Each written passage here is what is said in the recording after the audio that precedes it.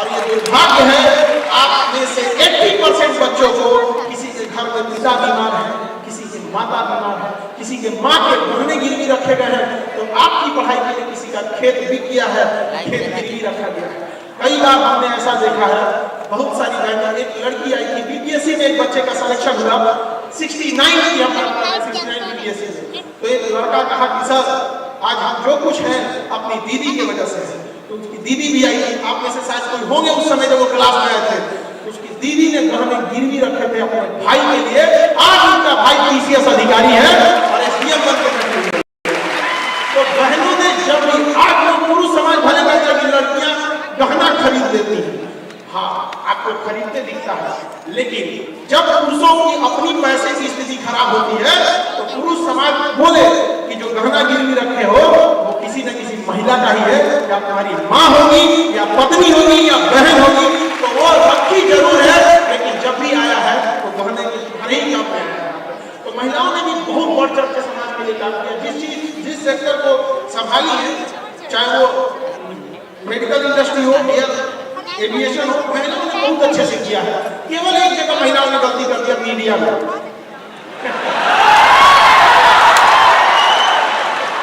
Media में तो महिलाओं ने तो कुछ महिला बहुत अच्छा काम की, वो आप सब देखते हैं। कुछ महिलाओं ने बहुत अच्छा काम किया और कुछ महिलाओं ने तो मीडिया में जाकर विस्कन्या का रूप ले लिया।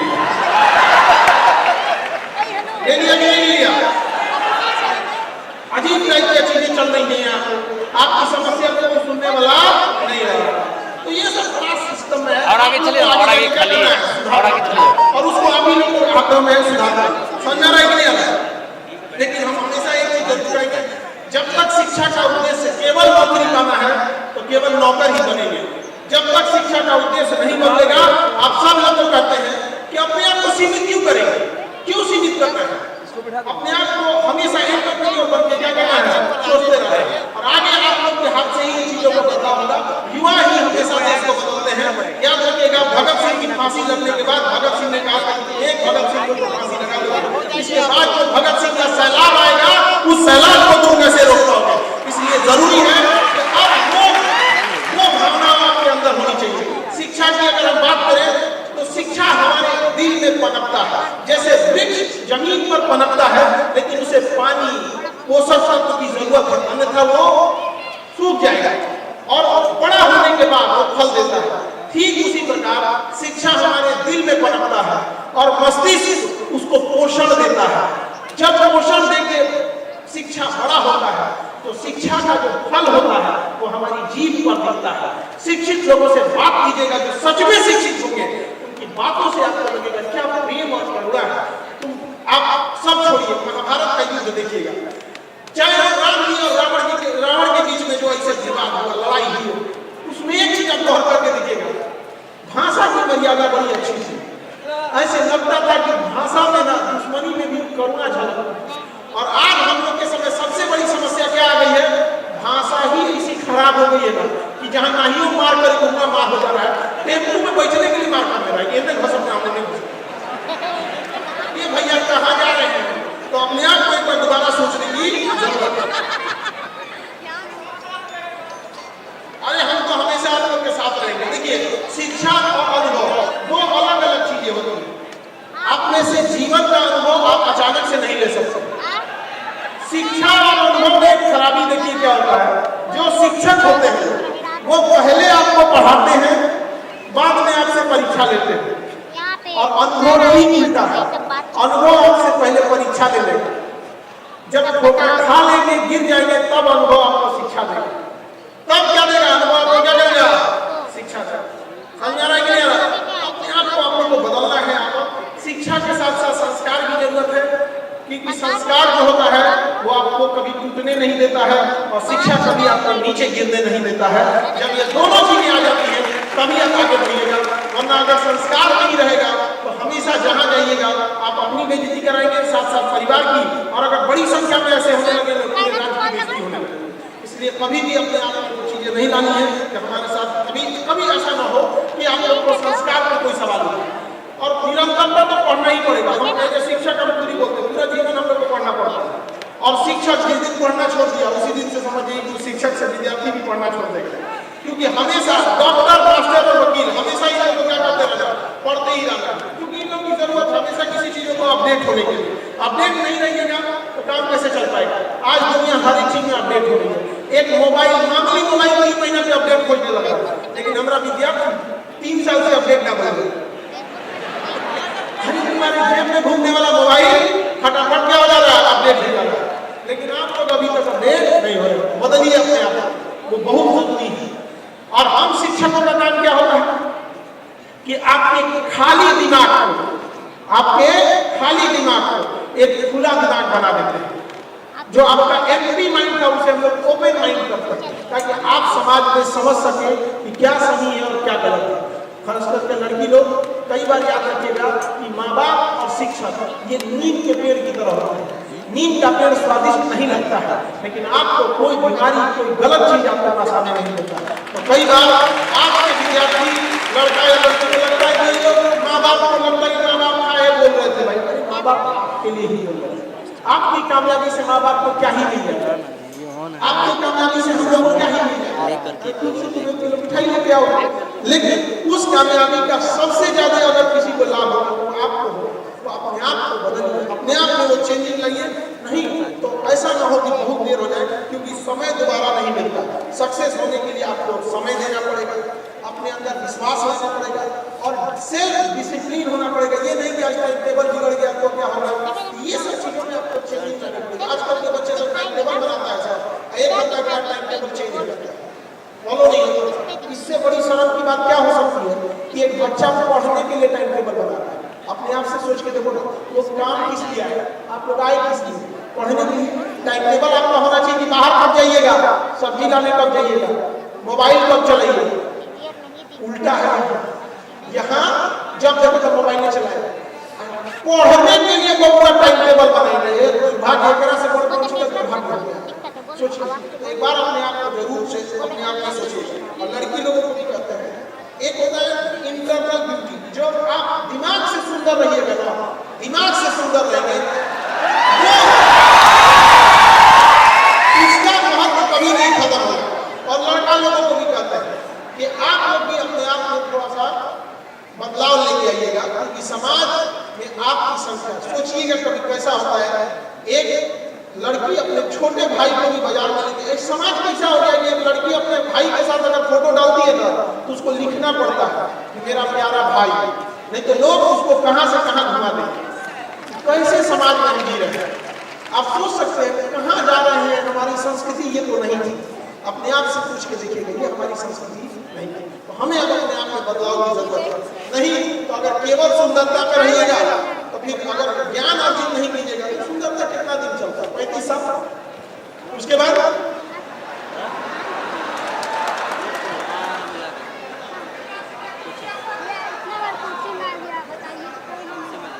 हॉस्पिटल खोल रहे हैं हम लोग, ऐसे गरीबों के लिए आपस में कोई तो जरूरत है आप लोग को ड्यूटी विद ब्रेन उस चीजों को, ताकि हमेशा से समाज आपको क्या कर सके, याद कर सके।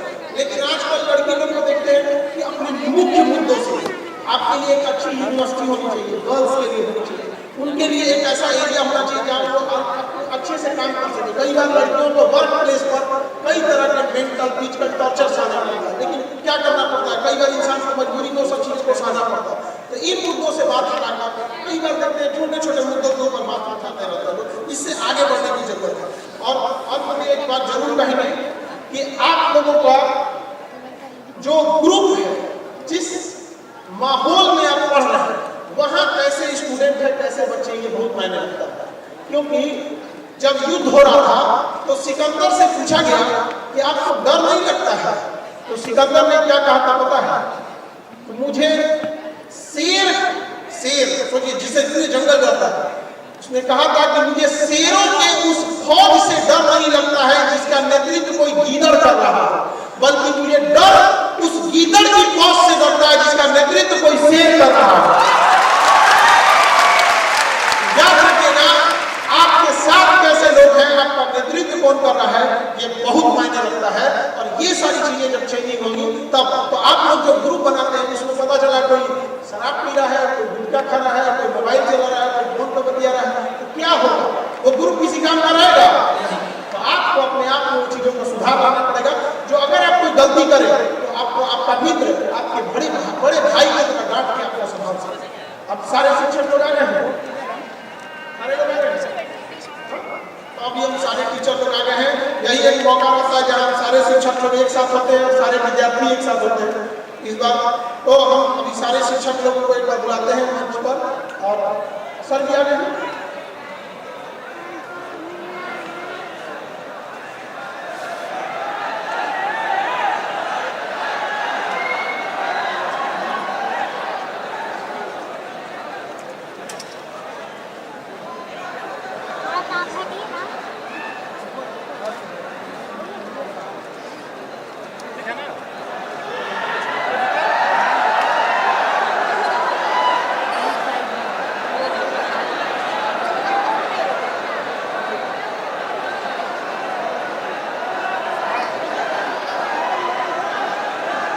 अच्छा, ये इसमें दिख रहा है भाई कि पहले भी सब गायब का पुरुष हो गया सर। देखिए डॉक्टर सुब्रमण्यम शर्मा सर आ गए हैं। हम एक बार उनको एक बार जाके बस थोड़ा सा रिसीव कर लेते हैं। उनकी फ्लाइट अभी वो बेंगलोर से पटना आए हैं और सौभाग्य है हम लोग का पटना का और आप लोग का, तो आप लोग भी उनके पर उनको एक सम्मान में कोई कमी नहीं करेंगे, ताकि जब वो यहाँ से जाए तो कहें कि बिहार के अंदर मगध आज भी जिंदा है। आपसे उम्मीद करते हैं और हमारी कोशिश रहती है कि जो कर्ज है इस बिहार में हम कोई साधारण से इंसान से सांसद बनाए, तो हमारी उद्देश्य रहता है कि जब भी मौका मिलता है तो इसका कर्ज को चुकाने का प्रयास करते हैं। लेकिन माता और मातृभूमि का कर्ज दुनिया में कोई कभी नहीं चुका सकता, लेकिन उनकी सेवा जरूर कर सकते हैं। तो एक बार हम उनको एक बार रिसीव करके आते हैं, फिर आप सब हम बैठना है।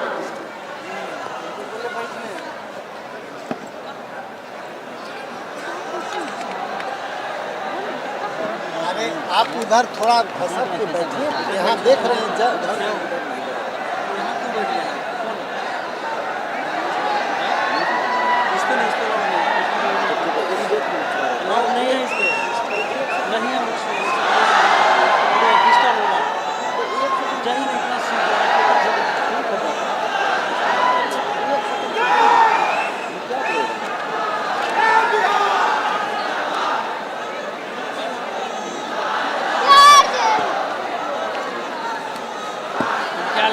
स्केटबोर्ड है ये, इंटरनेशनल के लिए डिस्ट्रिक्ट खेल चुका है।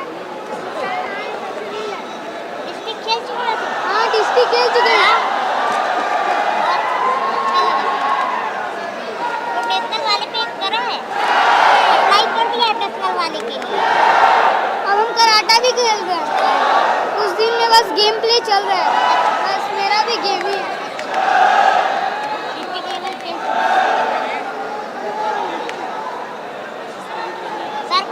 आएंगे ना सबको हाथ देना, आप मिल लिया? बहुत बार मिल चुके हैं। आप कभी मिले हो? एक बार हम बहुत वायरल भी हो गए थे। हाँ वाह, आपका चैनल है? चैनल है कौन सा? के चैनल से ही वायरल हुए। अच्छा,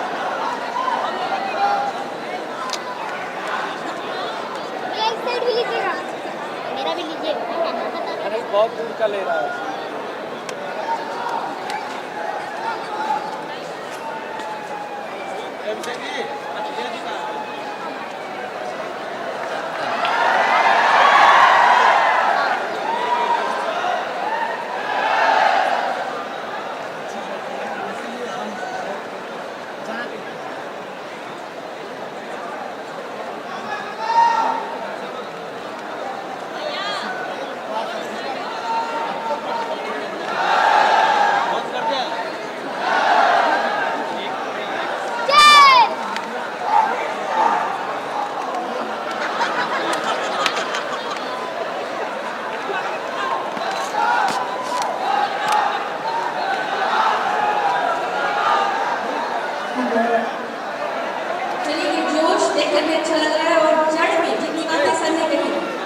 जड़ में क्या था? शिक्षा पाने के बाद और आपका ध्येय लक्ष्य जो जड़ भी है शिक्षा के, वो क्या है? वंदे मातरम, देशभक्ति। और ये देशभक्ति वो चीज है जो हमें भारत का नागरिक बनाती है। बातें तो बहुत है। आज शिक्षक दिवस की शुरुआत में जब हमने बात की तो डॉक्टर सर्वपल्ली राधाकृष्णन जिनके बारे में मैंने आपको बताया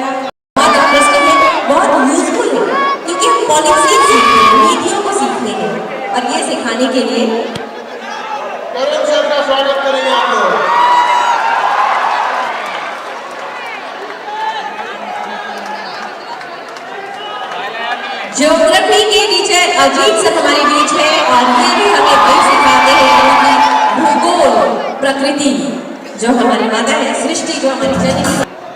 बहुत बहुत स्वागत है रीत सिंह सर का हमारे बीच।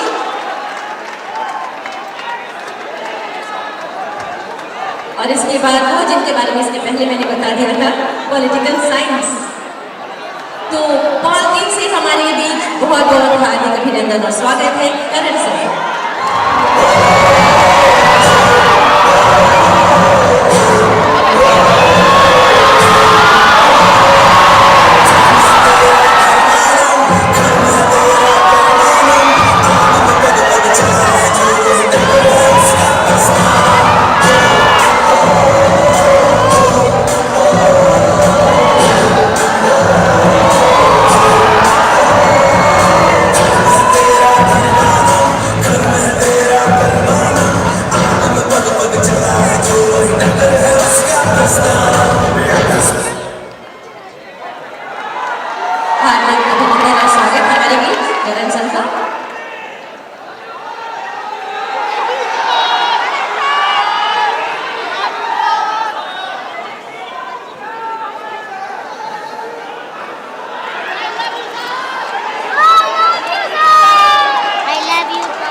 बहुत बहुत धन्यवाद सर।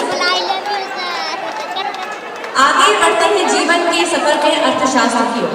अर्थशास्त्र हमारे जीवन को बैलेंस करता है, जो पूरी तरह से बैलेंस बनाता है, क्योंकि अगर हिसाब का काम ना हो तो आप क्या करेंगे। बहुत हार्दिक अभिनंदन और स्वागत है सादर सम्मान के साथ भारत सर का इकोनॉमिक्स।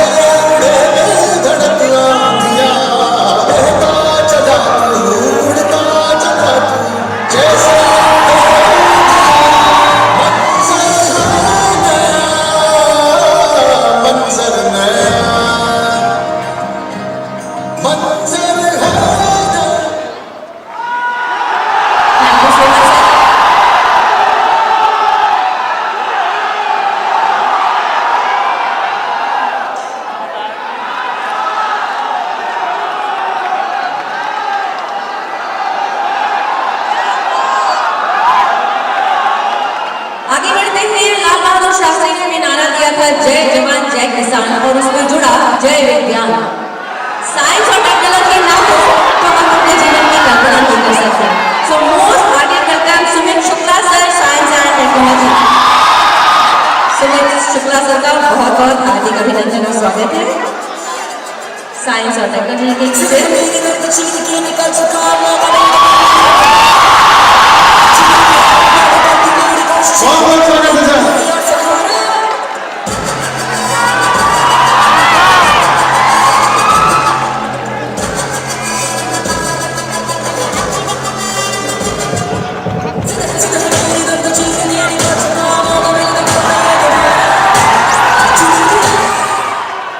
बहुत